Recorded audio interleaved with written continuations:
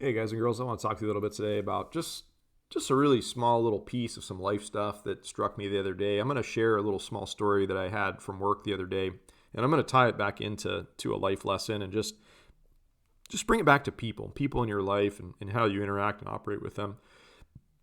I've mentioned this a few times before, guys. I have a job. I'm a professional pilot in my normal life.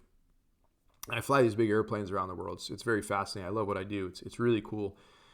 I was out the other day on a trip, and I was talking with the guy I was flying with. He's a really senior captain, and he's been around the block a long time. And we were just talking about a lot of operational things, just general. This is what we always do. We talk about our craft, we talk about our job, we talk about mastery level stuff in our line of work. And one of the things we got to talking about was just the engines that we have in the airplane. They are so important, right? And when you imagine yourself being in the middle of the ocean, up at a high altitude with a boatload of people, and when you get into some of these remote parts of the world, you are in many instances, you can be as much as like 2.5 hours, give or take, in the worst case scenarios, from any sort of suitable landing place. Okay, if you had an emergency and something happened to those engines or one of them, you would be in a very precarious, dangerous situation that is designed certainly to be survivable. We have a lot of redundancies in our industry. The way that modern aircraft are designed, they're incredibly redundant, and like most of the time, the day ends up just fine. But okay, if you don't have to be in that situation, you certainly don't want to be in it. And a lot of not getting yourself in that situations means having good, strong, healthy engines that are turning out there for hours on end, keeping you safe when you're going over water and you're going these great distances and all this kind of stuff. And so that fact, of course, is very agreeable to all of us as professionals, as professional pilots, and certainly passengers, I'm sure, would agree with that notion as well for obvious reasons. But we got to talking about the way that we fly our aircraft, right? We actually have some options. We as professional pilots, like we can do things that are a little bit more strenuous and a little bit more taxing on the engines. We can use different power settings that make the engines work a little bit harder. We can climb and descend in different ways that affect the overall life, let's say, of the engine, or the wear and tear on the engine. The exact same way that if you drive your car very hard, right, you're mashing the gas all the time, you're doing things like that, it stands to say that engine is probably going to crap out of you at a certain point of time earlier than it would if you just drove it like a grandma your whole life, right? And I know that's not, probably conceivable for most of us, but hopefully you can see the contrast. I'm just trying to illustrate this point where if you don't understand aircraft and aircraft engines, it's the exact same sort of concept, okay? If you fly the airplane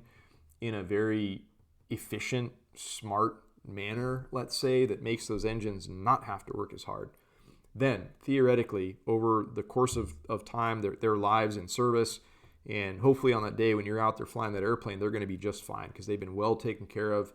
And the point of the whole talk, and the point of what I was talking with this captain about, was just that we both agreed that it's like, hey, take care of the equipment, and the equipment will take care of you, right?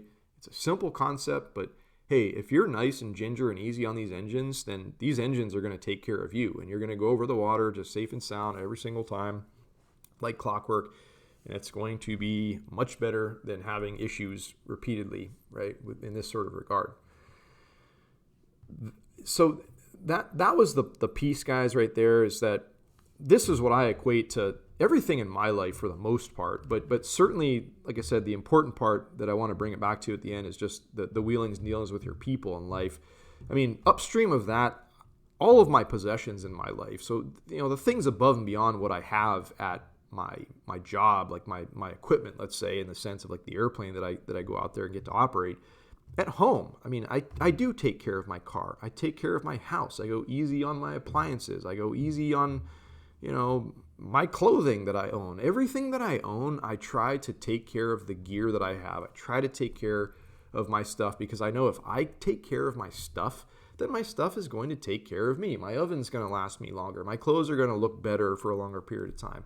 Even my body, of course. Like I talk a lot about mental and physical fitness here.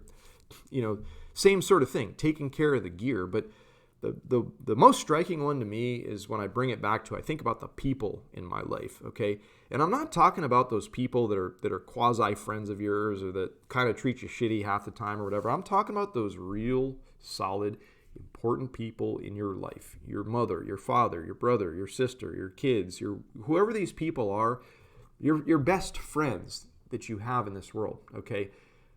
In the same way that I just talked about that airplane in the beginning of the talk, the people in your life, if you take care of them, okay, they are going to take care of you when the timing is needed, right? It's a very general, basic thing. We all are guilty of neglecting our loved ones, of treating our loved ones like shit at periods of time, of making our loved ones work harder than they need to, of doing all sorts of things like this. But you always need to keep this in the back of your mind, right? It's important. There is this nature of reciprocity. Like I said, guys, the same way that if I take care of that airplane engine, there's a reciprocity factor that it's going to take care of me, theoretically, and last longer and keep me safe and all this kind of stuff. Same thing with your people, guys, to an nth degree. You have to take good care of your people. The important ones, the ones that are like your quote unquote, they're your gear in life. They're your equipment in life. Okay? You have to do nice things for them. You have to treat them nice. You have to hold them in high regard. You have to respect them. You have to help them out when they're in need. All this stuff, it adds up. If you want to have that nice, easy, safe, comfortable life in a lot of regards, like this, I've said it a bunch of times now. Same thing flying over the ocean. If you don't want that major static in your life, a large part of this can be derived from the way that you're treating your people all around you, guys. Take care of the gear, and they will take care of you. Take damn good care of those important people in your life because they are vastly, very insanely important to you and your experience on this earth, okay? All right, guys. I hope that makes sense. Hope you're having a wonderful day. Talk to you soon.